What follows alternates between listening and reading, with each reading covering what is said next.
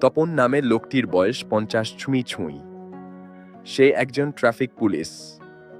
গত 30 বছর ধরে শহরের সবচেয়ে জনবহুল মোড়টায় তার পোস্টিং। তার কাছে জীবন মানেই লাল, হলুদ আর সবুজ বাতির এক সরল নিয়ম। কিন্তু ইদানিং তার জীবনটা যেন হলুদ বাতির মতো হয়ে গেছে, অপেক্ষার সংকেত। কিন্তু কিসের অপেক্ষা সে জানে না। বছর দুয়েক আগে তার স্ত্রী চলে গেছেন। ছেলে থাকে বিদেশে। ফোন করে, কিন্তু সেই আলাতে কোনো উষ্ণতা নেই, শুধু ডলারের হিসেব। তপন তাই ট্রাফিকের শব্দেই নিজের নিঃসঙ্গতাকে ধুলতে চেষ্টা করে। প্রতিদিন বিকেল 5টা মোড়ের ঠিক কোণে একটি পুরনো আম গাছের নিচে এসে দাঁড়ায় একটি মেয়ে। নাম তার রুমা।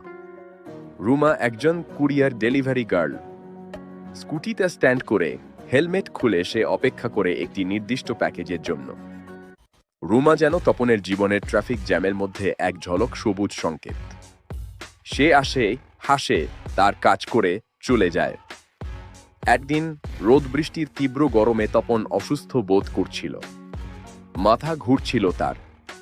মোড়ে তখন গাড়ির লম্বা লাইন। সে কোনো মতে নিজেকে সামলে ইশারায় ট্রাফিক সামলাচ্ছিল। ঠিক তখনই রুমা এলো। এসেই দেখল তপনবাবু প্রায় পড়ে যাচ্ছেন। রুমা সঙ্গে সঙ্গে তার ডেলিভারির চিন্তা ছেড়ে স্কুটি থামালো। দ্রুত একটি জলের বোতল কিনে আনলো। কি হয়েছে তপন কাকু? আপনি বসুন, আমি দেখছি। তপন প্রতিবাদ করার আগেই রুমা তার হাতের বাঁশি আর লাঠিটা নিয়ে নিল। প্রথমটায় সে বেশ নার্ভাস ছিল, কিন্তু মুহূর্তেই সে শহরের ট্রাফিকের সেই উন্মত্ত ভিড় সামলাতে শুরু করল। একবার হাত তুলে গাড়ি থামালো, একবার ইশারায় বাইককে পথ দিল। তার চোখে কোনো দ্বিধা ছিল না। 10 মিনিট পর তপন কিছুটা সুস্থ হলো। ততক্ষণে ট্রাফিকের জট কিছুটা কেটেছে। রুমা লাঠিটা ফিরিয়ে দিয়ে হাসল। আপনাকে এখন বিশ্রাম নিতে হবে, রুমা বলল।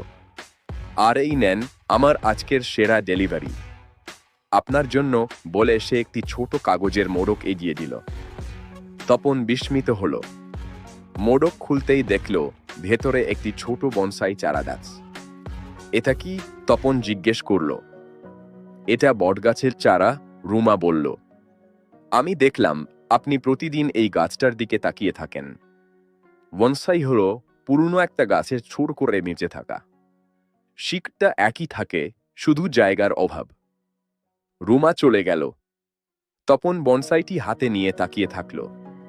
একটি ছোট চারা গাছ, যা তাকে মনে করিয়ে দিল বড় শহরের এই ভিড়ে তার জীবনের শিকটা এখনো শুকিয়ে যায়নি। হয়তো সময়ের সঙ্গে সবাই